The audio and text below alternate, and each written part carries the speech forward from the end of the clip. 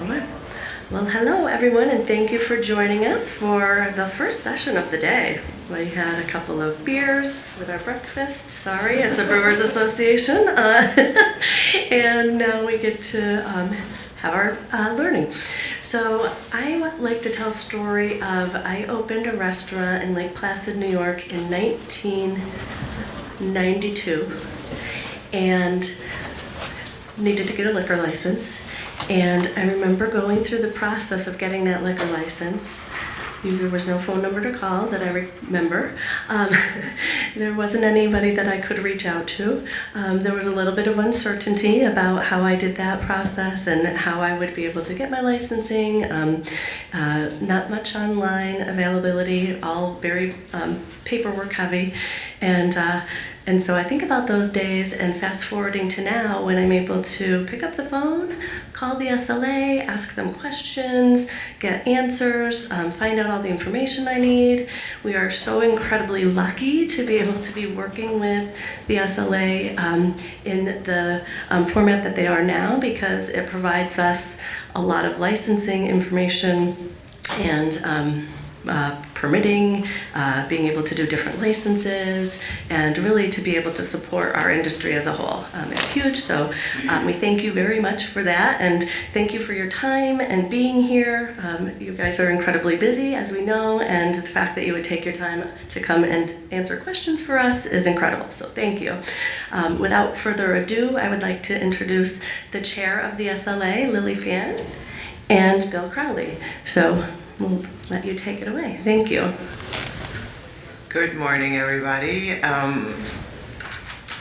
So this is actually our job, so it's not an extra thing that we do. This is what my job is to show up for all of you and hear about your concerns and communicate that back to Chamber, the Governor's Office, and also, plan our policy proposals accordingly and try to fix our internal operations according to what your experiences are and what your needs are. And so this is a crucial part of our job. Again, I'm Lily Fan. I'm Chair and Commissioner of the State Liquor Authority. I have been in my role for almost 3 years.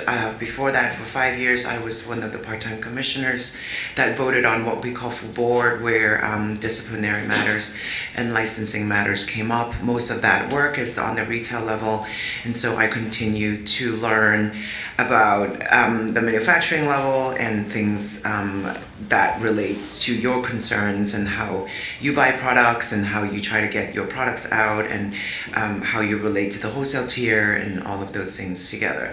Bill Crowley is our Executive Deputy Commissioner who has been at the agency almost 20 years. He's played a lot of different roles.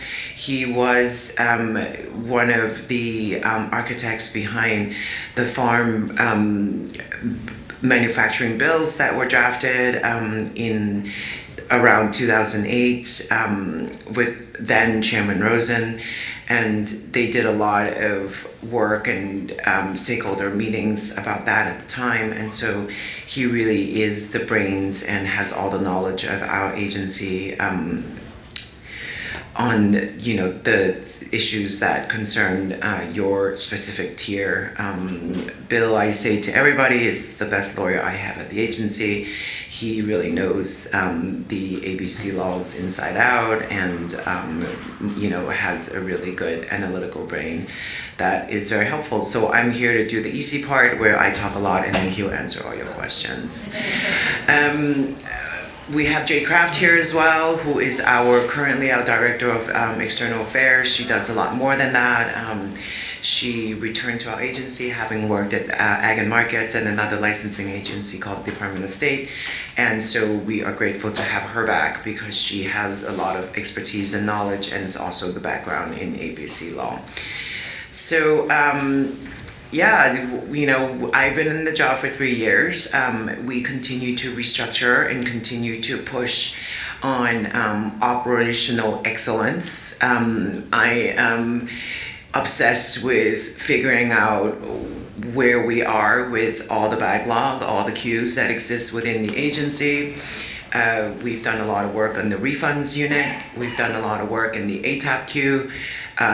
disapproval decisions need to get out, declaratory rulings need to get out, cases that are pending between enforcement and counsel's office needs to be prosecuted and get out. And of course, on the licensing side, we're always trying to figure out, what is the wait time? How do we improve the access to temporary permits so that people don't have to wait a long time?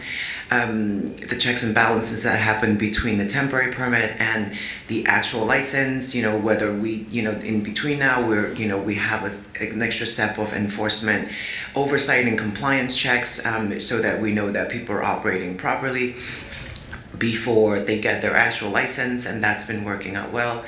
We continue to think about our one-day permits. A lot of you know that we've added liquor to our one-day permits. I continue to talk to our units about how we can propose licensing categories so that we're not necessarily doing all these extra permitting work, if we can just be properly licensed as a category, and also who we're giving permits to, because there are a lot of events that are disclosing as a certain thing, and the reality it's more like a rave, but it's being disclosed as a cocktail party, and because of the volume right now, we don't have the capacity to really, dig in. But for the sake of public safety and coordination with PD, we're starting to think about improving on deliverables on that front. We are also, thinking a lot about, I think I've done a lot of work with decentralizing decision making within our agency. It used to be 3 people in a room running 9 bureaus.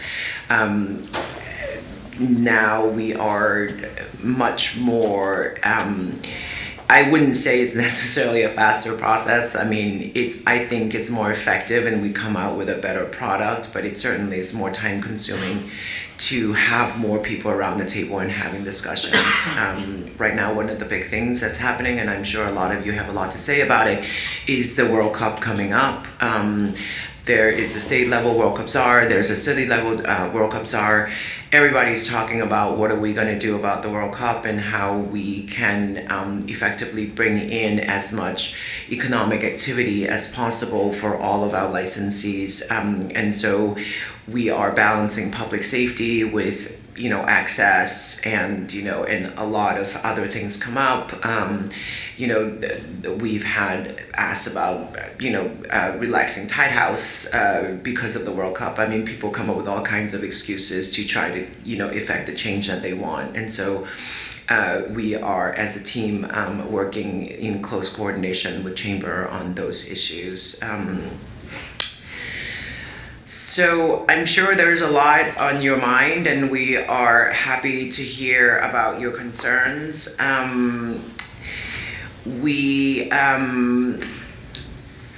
I think that people who've been in this room with us for the past few years, people who track development in this area are aware that I'm not afraid of change. In fact, believe it or not, when I came to the job, I actually didn't think that this was going to be the job.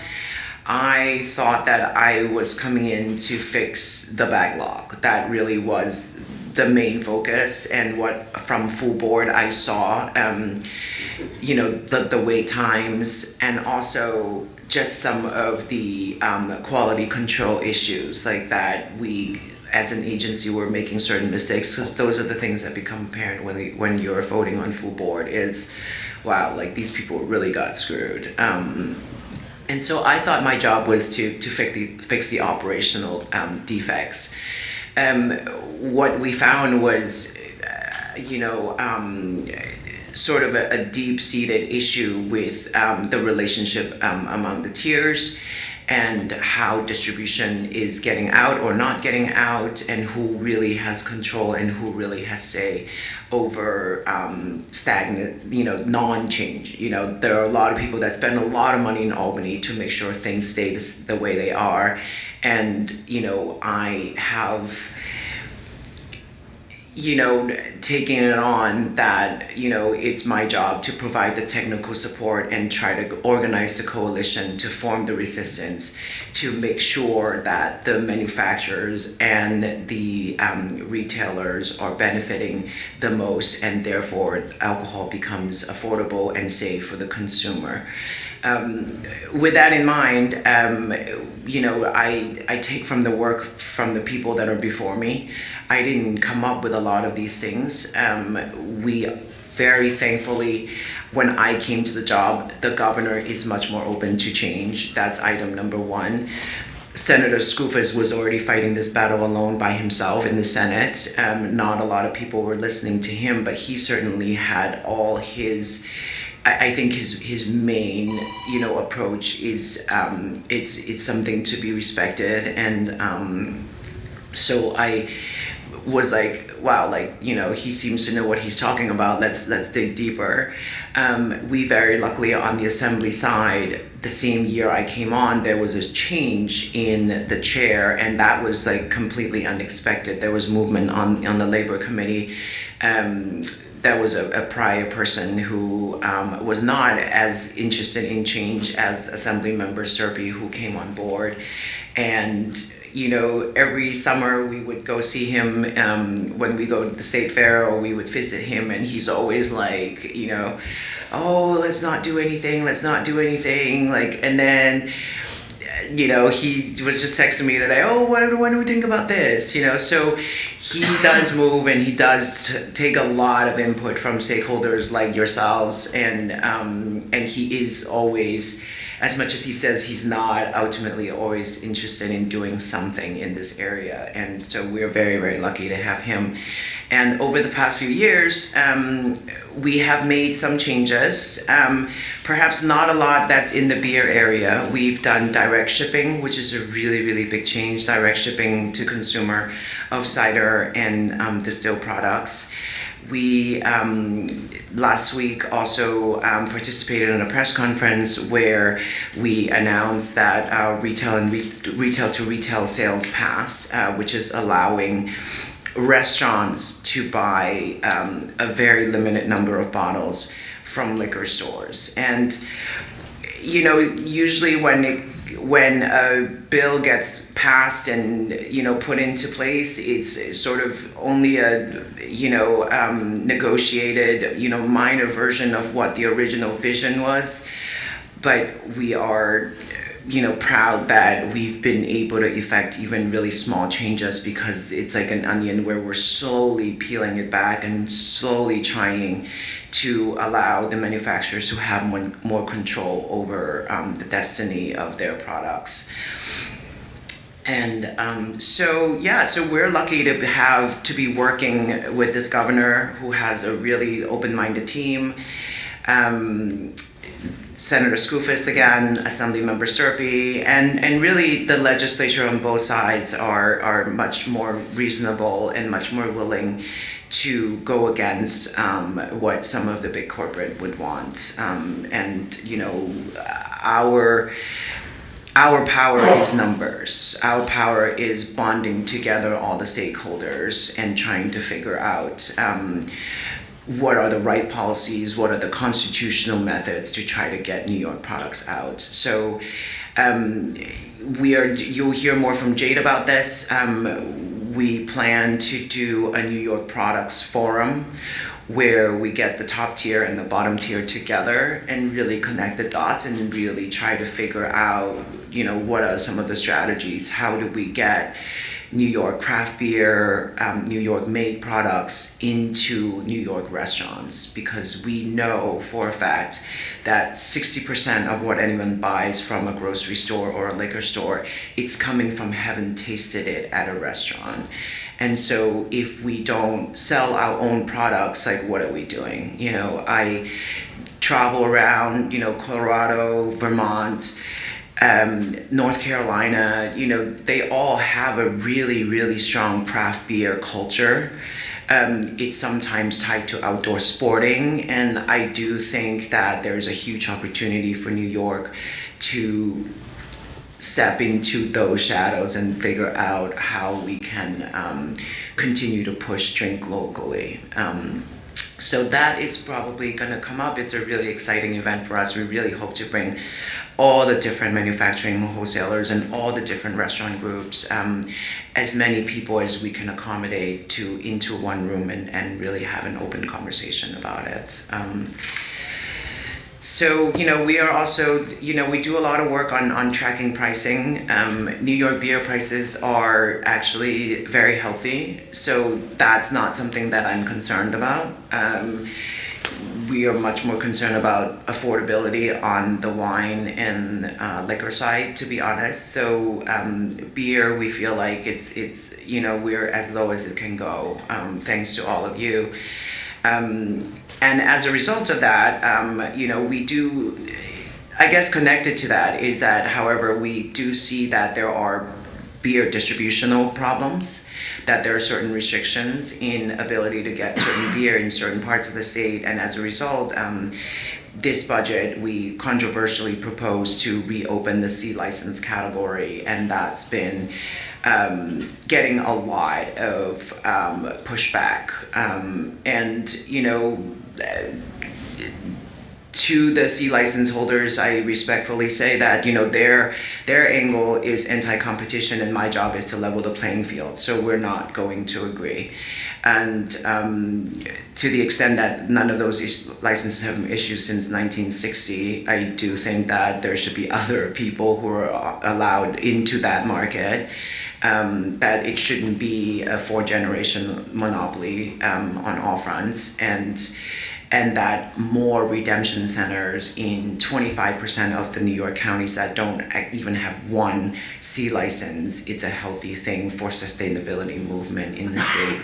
So, it's easy for me to say everything that we put out, we have a public interest argument for it. I understand that the people that play in that area may say, I don't agree with that, and here are the unintended consequences of what you're proposing. And so, we're here to listen and certainly willing to adjust. Like, nothing that we propose is set in stone. Some of it, again, as I mentioned, we did DTC, retail to retail. Those are big concepts that were thrown out. In the end, the number of bottles got cut, or, there was a production limit that was put on it. So, things get negotiated as we go. And so we're not certainly married to being like, this is what we propose, and that's the only way this is going to get done. We certainly want some movement versus no movement. So, having said that, there was a commission report that the agency helped fund. Senator Skoufis led it. 2023, when I came on board, there was a big report that just came out, and that has been my bread and butter as to what the issues are and how to drive the change that we're excited about. This year, we were told the governor really wants to modernize everything, so we made a list. We threw everything against the wall. Surprisingly or not surprisingly, everything we threw against the wall made it into the executive budget. There are 21 items in the executive budget because we truly believe that all of these things add together. Some of them have to do with wholesale, some of it has to do with brand label, some of it has to do with Tide House. So a lot of them are licensing categories, most of them are technical fixes, and things that based on based on the movement in the legislature, we feel like, okay, now this is a good time to make this technical fix so that people are not operating in the gray, so that we can clarify for people, this is where we think you should be licensed as a category. So there are 21 items in the budget that we proposed. Some of it came from Chamber as well. I'm not going to take credit for everything. And then the Senate One House have 19 of these 21 items. there is one item on channel pricing and family pricing that Senator Skoufis actually took it one step further and just proposed elimination of price posting, but that has to do with the liquor and wine area more than, because there's no beer price posting. The Assembly took the other route, and they only put in one item, which is the temporary retail permit extension. And they always categorically say we don't do policy and budget until then. They talk to all the stakeholders, and the latest I got is there may be a few items that they feel like this is not going to harm anybody, like not going to be any problems on those, so they will probably agree with those. And then there are items that the Assembly member will try to carry forward outside of budget, which is how this process usually works. How much time we have to do that, we just don't know, depending on when budget wraps up. But usually we can get one or two things done towards the end of session after budget is done. So right now it's up in the air. There are 21 things floating out there.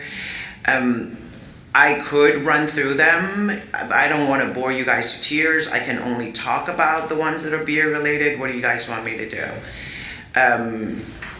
I don't think it takes super long to run through it. It may be interesting for people to hear about all of them.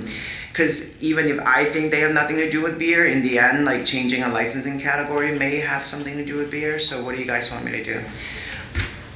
Or you guys have things that are burning? I don't want to take up all the time because go through it. All right.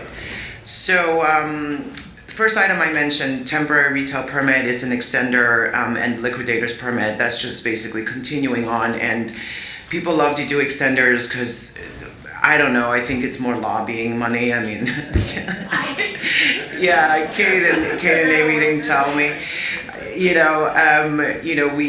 They also asked us if we wanted to make that permanent, and we do think that to the extent that the backlog continues to come down, that it does take a lot of staff time to issue temporary permits, and that there could be one ideal day where we don't need temporary permits, but we're obviously not there yet, so it's in a 1-year extender.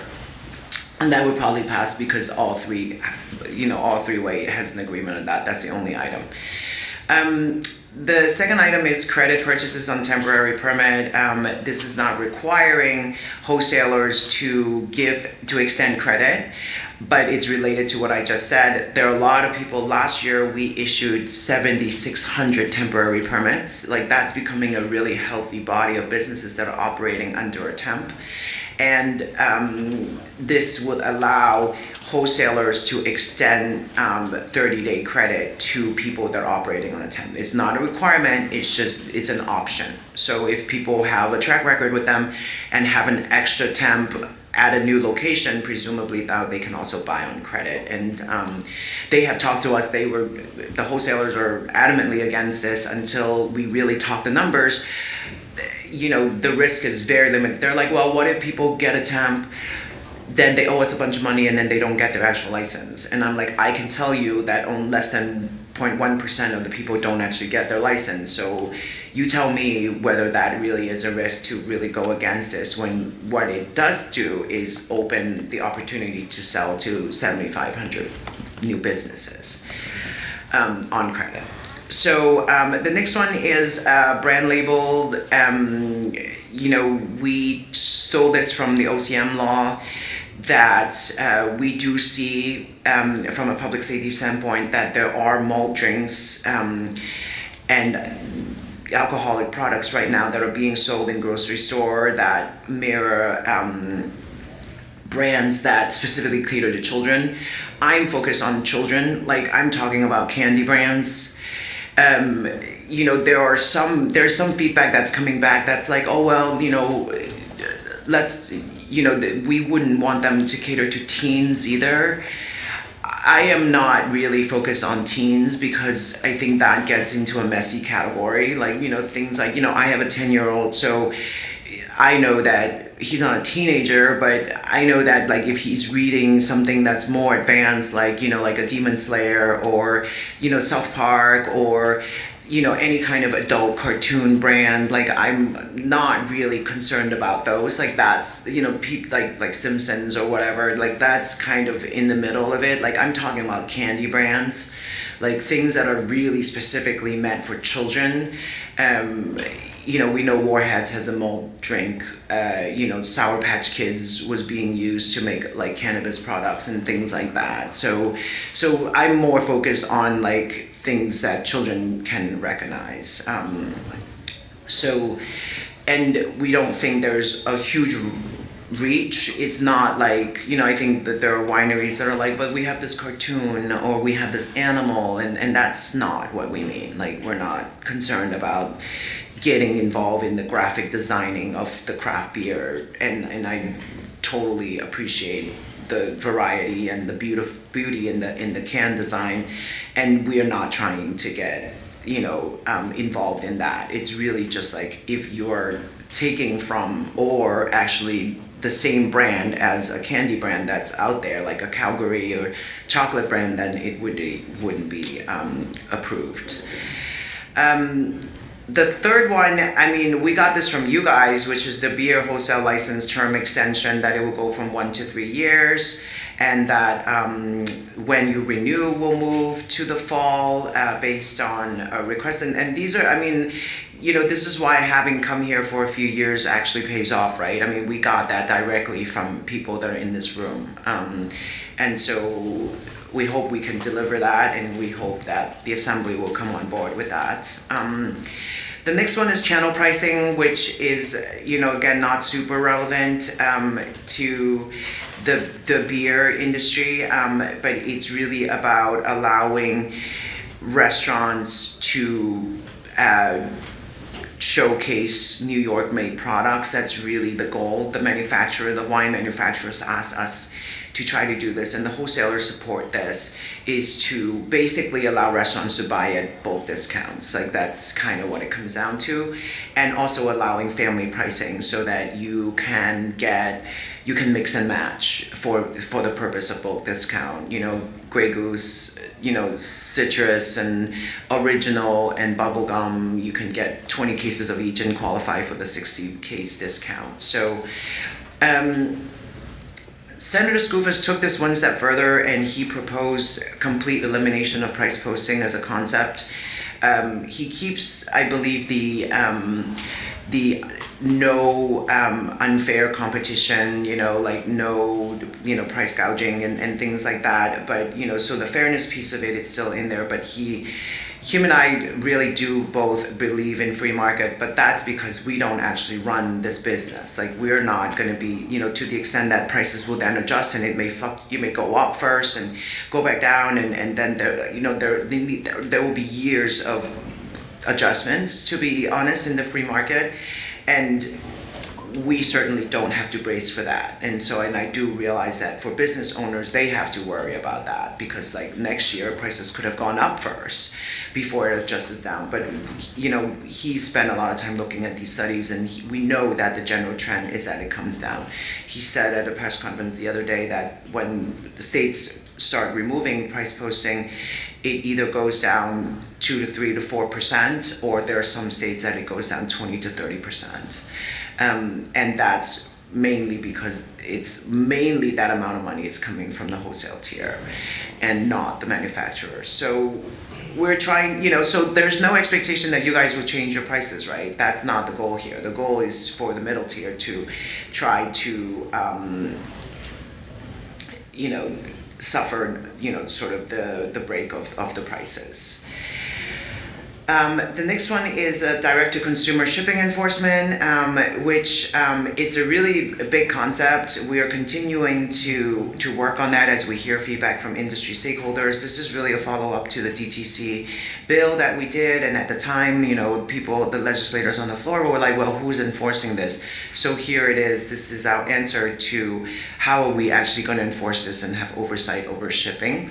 The intent really here for me is to oversee bottles that's coming in from other states. Like I want to know who's shipping into the state to our consumer. I'm less concerned about who's shipping out. So that's something that we are continuing to work on, and there were some unintended consequences that the industry is suggesting to us and letting us know, and so we are continuing to work on that proposal. Movie license, making it permanent, I think that's pretty straightforward. We haven't had an enforcement action. About movie theater, it seems like it's been fine serving liquor with popcorn, so we're gonna just let that continue to happen. Repeal of interior access, this is the really old speakeasy law that doesn't make any sense, and the modern day consequence is that there are taverns within shopping malls, theaters that are inside of a building that like you need to skywalk to walk into the theater, and now because there's no external access, they're not licensable as a tavern, and we're trying to change that. The wording is much more complicated than it needs to be, but because of how like you look at it, repeal of interior access, line of sight requirement, I think people's eyes just roll back. Like no one wants to deal with that. No one wants to understand the issue, but really it's quite straightforward, and we really hope this gets done because sadly enough, this is where we would end up in newspapers, especially in upstate places where people are like, why can't they get license? And we're like, oh, because of the line of sight. And they're like, what the hell does that mean? It's an old law, we're trying to change it.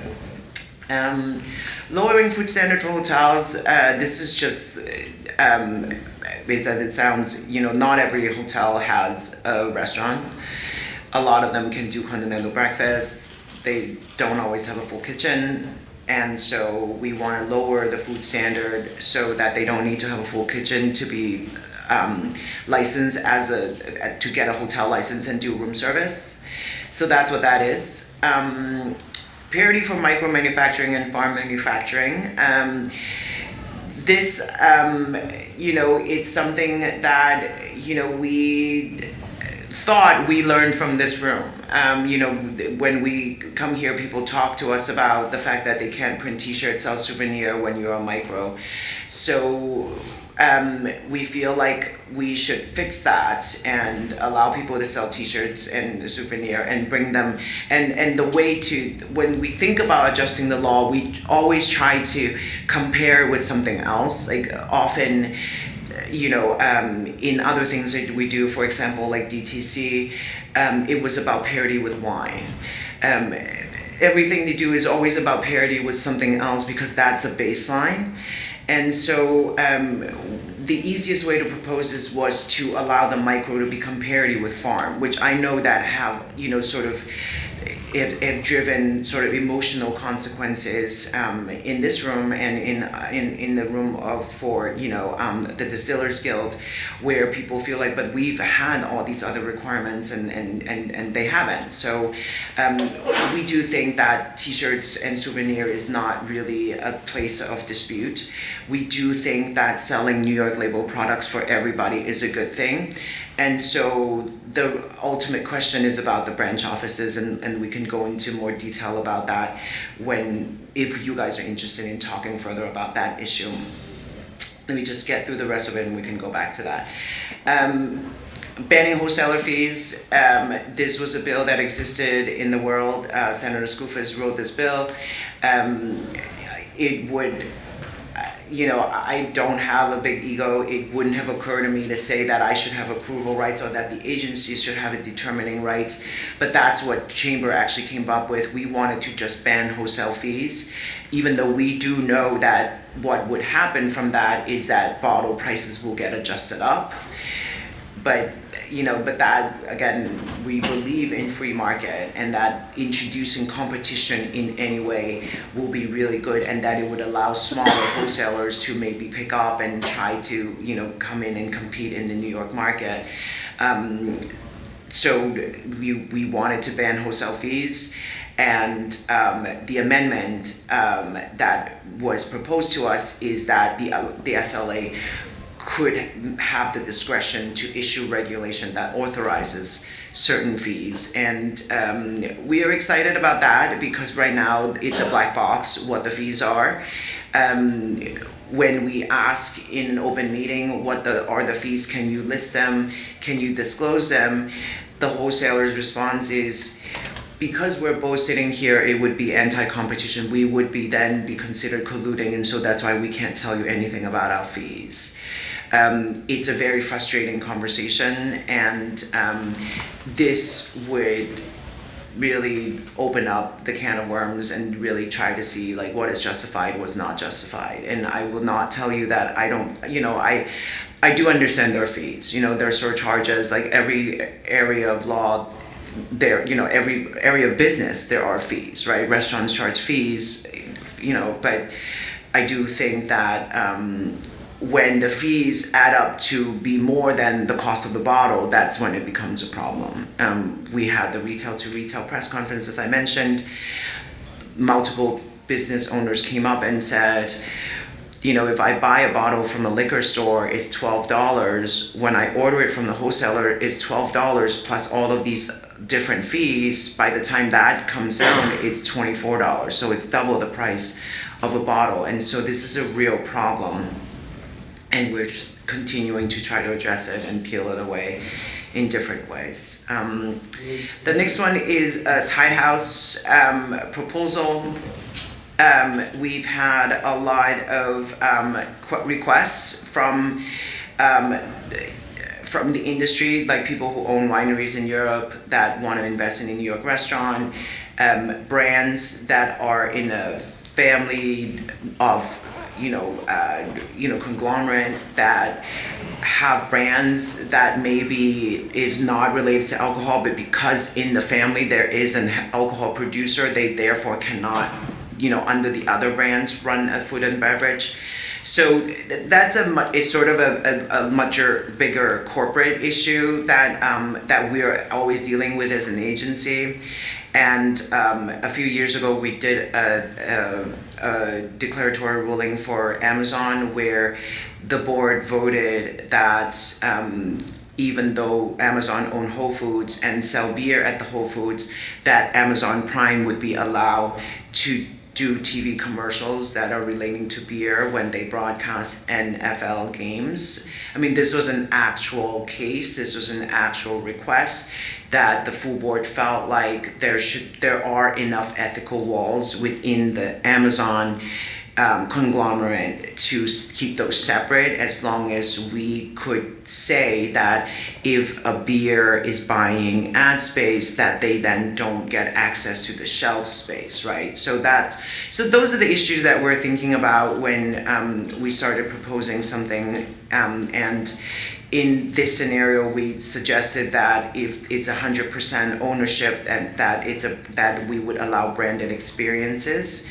And the idea is that the alcohol that is flowing to these branded experiences are still going through the 3-tier system. So essentially, if you were to have a branded experience as an international producer, you would basically sell it to the wholesaler, buy it back from the wholesaler, and then serve it at your branded experience. And I do think that this adds to the abundance in the statewide context. I understand that local manufacturer may have a different feeling about that. Last, I will very quickly run through the licensing categories because I'm done here. Adult care facility, I saw a TikTok recently that like an old person was like, well, old people want happy hour too. So this is, again, a technical fix. It's not, believe it or not, adult care facilities are already licensed if you've had any experiences, but they're not open to the public. Obviously you don't just walk off the street and go into a nursing facility and order a drink. They're supposed to be when they're licensed as a restaurant. So we're trying to fix that as a technicality. We're getting all kinds of pushback from Department of Health. I'm like, are you guys not aware that the people are already drinking?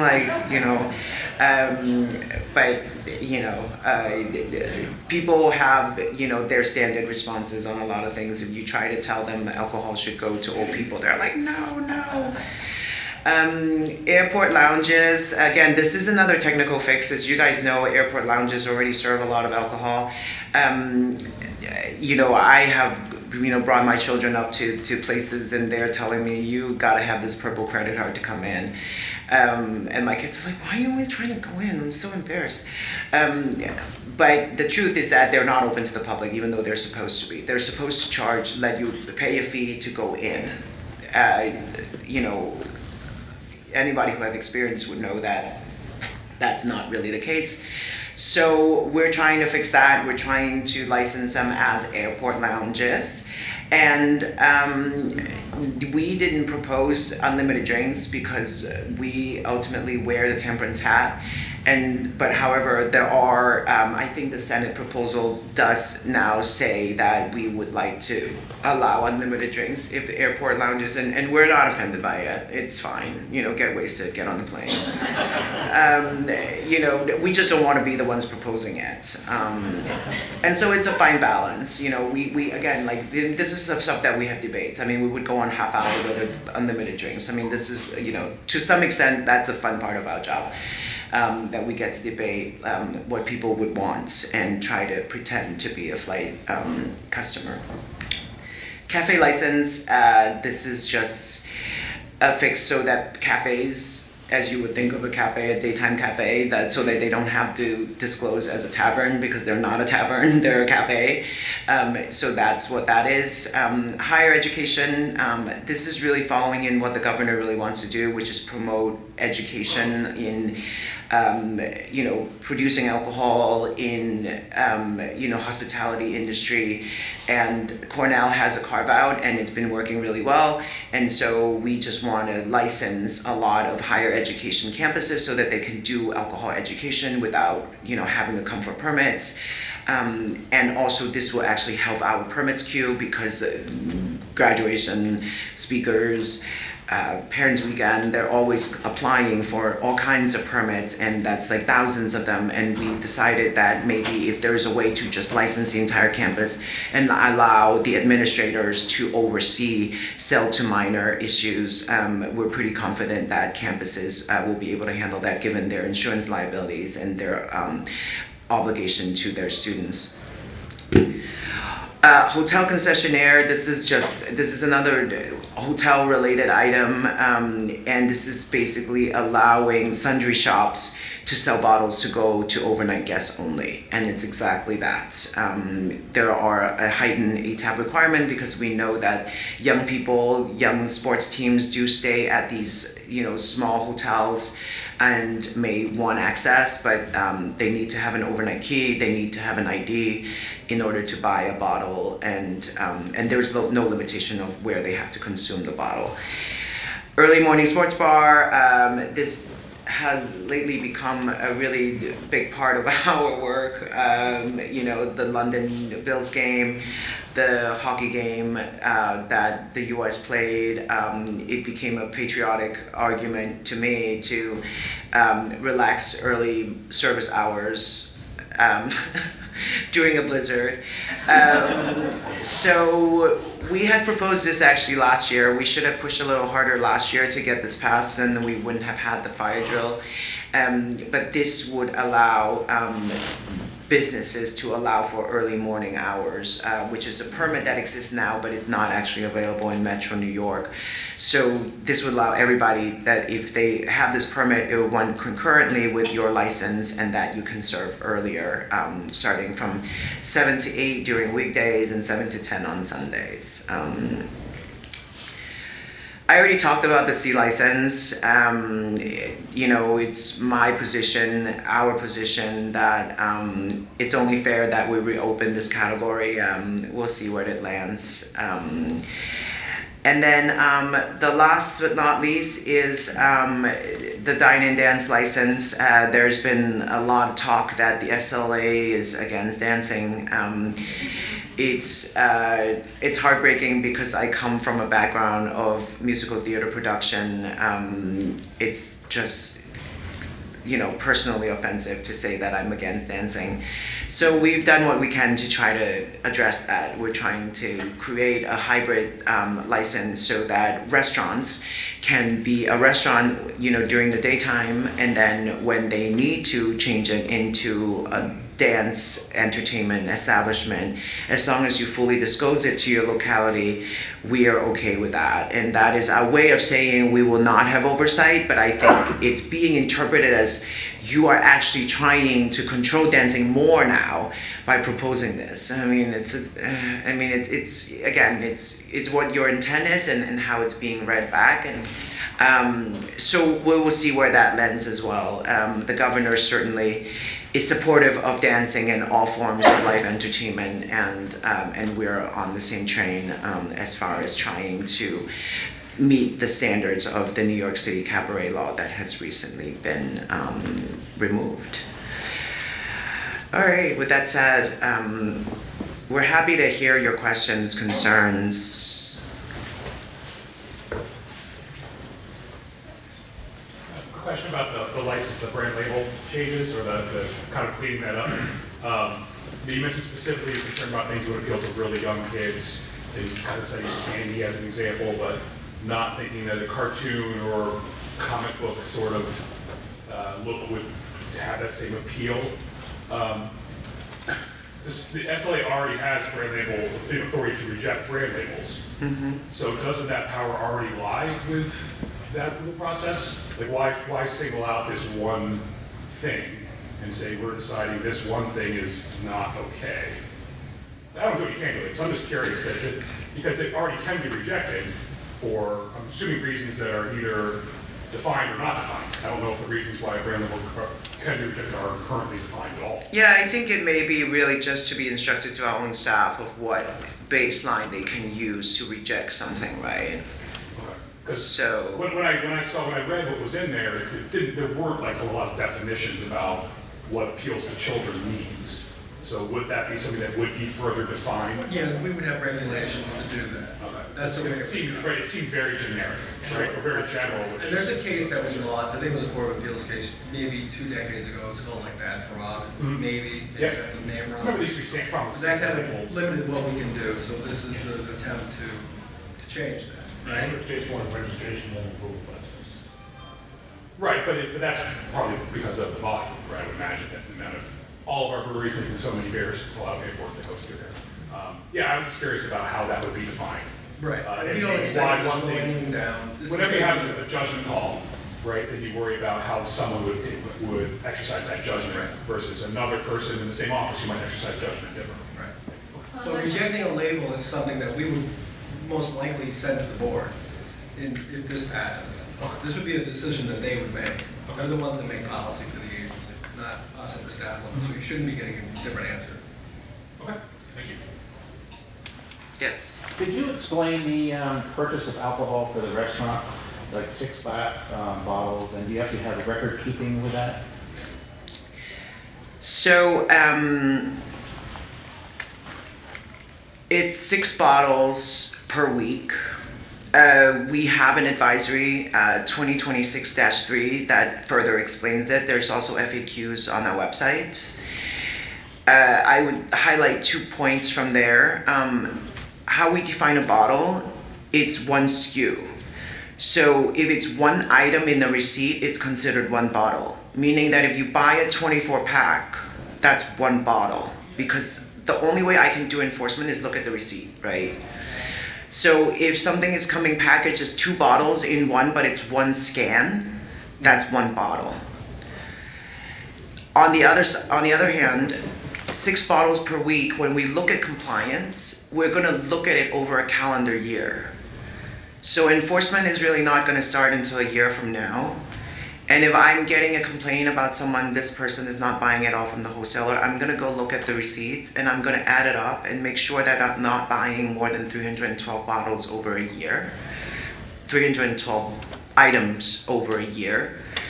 If you're changing it and now you're only buying from the liquor store and it's showing that you're buying 600 bottles, like that's gonna be out of compliance. Right. But if you're buying 7, 10 during the holidays, I think there needs to be flexibility, because the problem with distribution is during the holidays they're always closed. That's when you have the emergency. So I think it's unreasonable to enforce the 6 bottles every week, in a really tight manner. Like, that's not the intent here. So, this is a back and forth that we've had within the agency, and the board has approved that enforcement model. As far as receipts, both sides keep a receipt. It's on you. If you want to do the resale tax certificate, that not-for-profits do to get the tax exemption, that's between you and tax and finance. Your obligation to pay tax or not pay tax, it's not our jurisdiction, and so we don't have oversight over that. We also tell the liquor stores that they have to keep receipts. We don't expect them to keep an extra set of books for the purpose of this law. Do we inform the liquor store that we're buying it for? You can. Okay. You could, if you want the tax. I would imagine that you would say that because you want to do the resale tax exemption thing, right? I would imagine that would be the reason why you do it. But if you habitually go 6 bottles from each liquor store, eventually that's gonna come to light. So.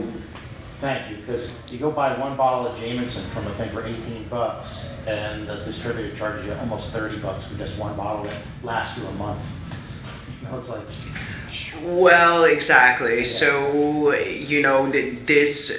we are elated that this went, that the legislature supported this proposal because of what you're just saying. And, yeah. Thank you. Yes, sir. I'm in the process of trying to relocate a foreign distiller's license. Actually, I'm just speaking now as a brewer. One of the challenges we came across was we were told that we should plan on surrendering our license and may take at least 3 months. Going forward, we'd be able to use a new location.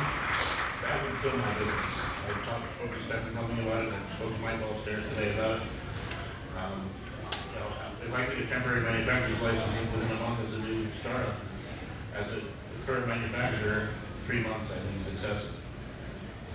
I'm not sure why that is. Why don't you give your information to Jade behind you, and then she's going to look into it and really try to clarify that, because I don't know what that is about. And then there's the whole 3 months, what do I do with all my liquor that's in barrels that needs to be stored in a licensed facility? And the response I got to that question was, nobody's asked that question before. I don't know who you're talking to, but that doesn't really. Yeah, that's, well, I thought it was supposed to be. Yeah, Jade and Bill will address that. Question about permanent licenses, particular to like the county fair. I know there's a cutout, for the state fair, but we're Washington County. Washington County has a big fair, and I know there's been back and forth about that fair not being able to get basically an umbrella license to take care of all of the craft breweries and distillers, whatnot, that show up there.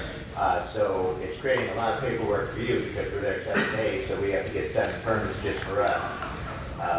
Is that something that's been kind of looked at and maybe expand beyond the state? No, I don't know anything about that. I mean, this is the first time I'm hearing that. It makes sense to me. So,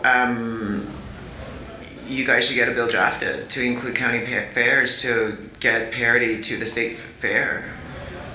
I'm sure a lot of legislators want to own that one. They're going to be fighting over that bill, so I think that can get done easily. Would it be possible to have, or practical to have like a trade practices guideline for wholesale manufacturing issues? Like for example, I asked a question of the SLA almost 2 years ago about tap handle, like the legal definition of tap handle, whether it falls under equipment or retail advertising specialty, and never got a response to it. Did you send like an email to us? It was an email, yeah. Yes, so, Paul said he would get back to me, and that never happened. yeah, so, I think that we continue to improve our support to industry. We just need more hands and more visibility into what's coming into the inbox and what needs to get back. but I know it may not rise to that extent, but sometimes if you submit what we call a declaratory ruling, it may be helpful to ask in a more official manner, because then the board has to address it. I understand that. I was under the impression that declaratory rulings were specific to an individual instance, whereas I'm looking for like a trade practice guideline, like how the SLA has a trade practice guideline for retailers. Just something. Yeah, well, if there is no answer, that means that we pretty much under the law have no definition. Okay. But that's a good idea for us Yeah. to come up with a sheet or 2 pages on, generally what you can do, and with you guys to have a better place to reach out when you have, individual questions. So, thank you. Yes. Doesn't matter.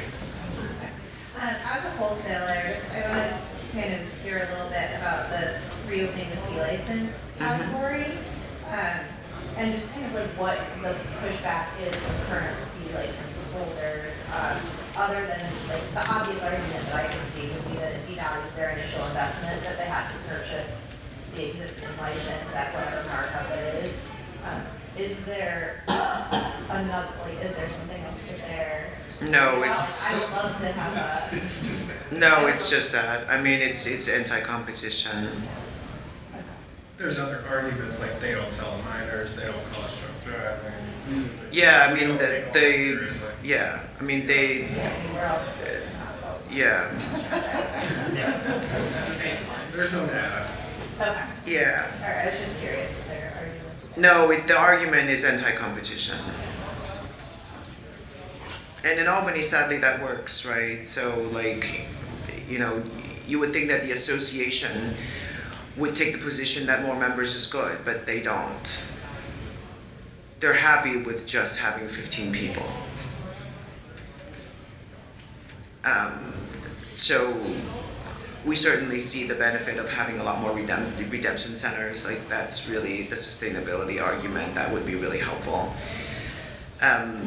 We also want beer wholesale to have more competition and more avenue to distribute, especially upstate. Like, I can see a lot of small business owners, because I see people trying to cross, grocery store owners that want a liquor store and et cetera, et cetera, et cetera, that people will cross over. And I think there are a lot of new immigrants and new Americans who would want to get into the business for a lot less profit, right? So it's just to change the face of that whole category of beverage centers, to the extent that they also want increased category of what they sell, because they're also lobbying us on like, oh, let us do hemp drinks and other things. So they want more and more and more, but never give up anything. But that's everybody in this industry. So yeah. It is noon. I just wanted to let everyone know that. And there were other questions. There was just one more, right? And I kind of related to a little bit what you're saying. It was great to hear everything that was still being proposed. I think it's all been favorable for us.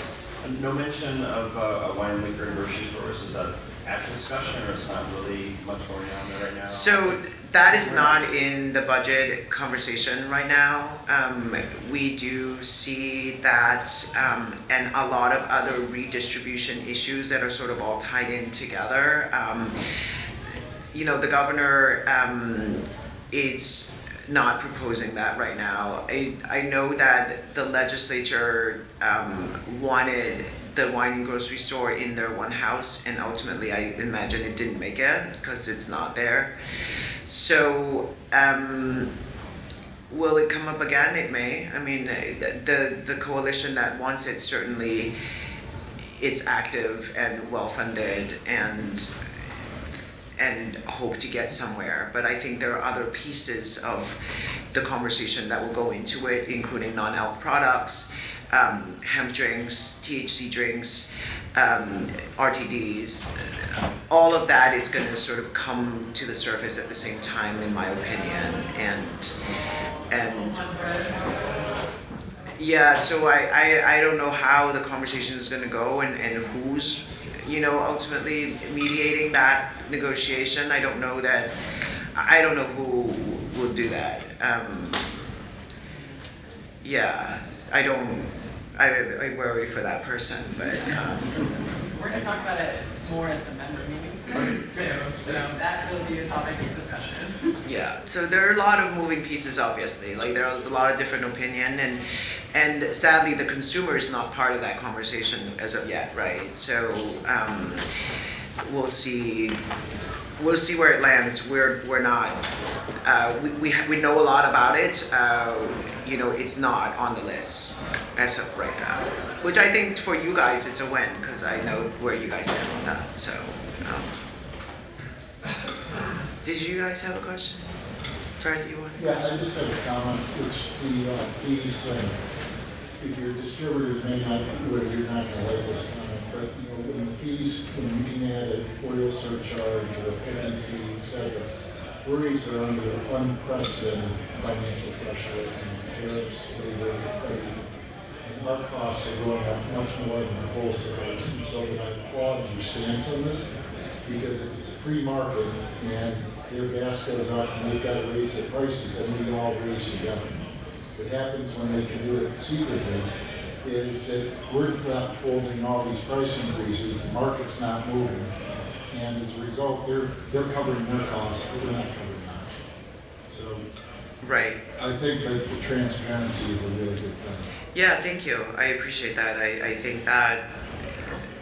I wish there's more time to get everybody in the same room and everybody's coming to the table with preparedness and, willingness to share.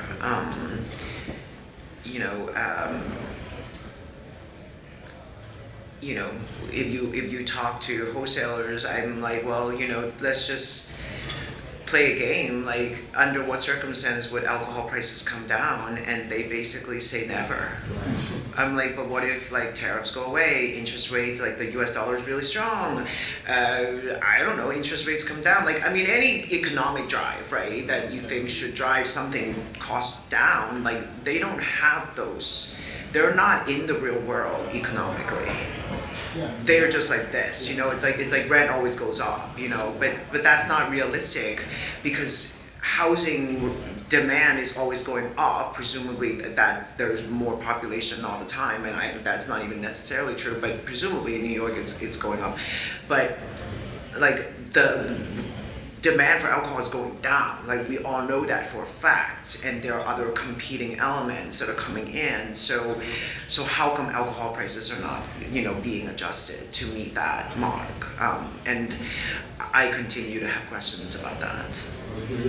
We can have a long time. There's definitely synergies that can be made. Yeah, we'll come to Utica, we'll come see you. I would love to have those conversations because you guys know a lot, so do reach out to us. You can, if you want a separate meeting, like we really have an open door policy because of the budget. We are continuing to do office hours. If you have a specific concern, specific questions, as long as it's not enforcement related, we will do an office hour with you. If you're bringing more than 5 people, we'll do an hour. If you're just 2 people, then we'll do half hour, and usually is sufficient to sort of talk through and answer most of your questions. I think Caitlin and Amy have done a few. It's always so helpful to hear your story and your context and where you're at and how our proposals are going to impact how you make a business decision, because that's what we're here for. I mean, if it's gonna create a situation where everybody crash and burn, that's not what we want. We want this industry to thrive, and for you guys to really be paid back for the creativity and effort that goes into your work. And one thing I'll just add really quickly for this room as well is, it is pretty remarkable to be able to work with the regulator in the way that, and have them listen to us. And so, I would say thank you for that. You've always been able to, Yes, and I thank you guys too. I mean, really, I think we do have a bunch of proposals that came out specifically from this room. And so we're grateful for that because we can go back and we get, brownie points for showing up here and then saying back to them, this is what the stakeholders really want. We've been asked for this specifically. And that I end up in other rooms where I tell them, like, everybody wants parity with you, but what are you asking us for, and where's the organization? And there are other more well-funded organizations that are not as organized as this group is. And we fight every time with Paul, why do we need to do two? Why do we need to do two? But we always end up doing two, So there's someone fighting for you and speaking on your behalves and knowing what's important. So thank you.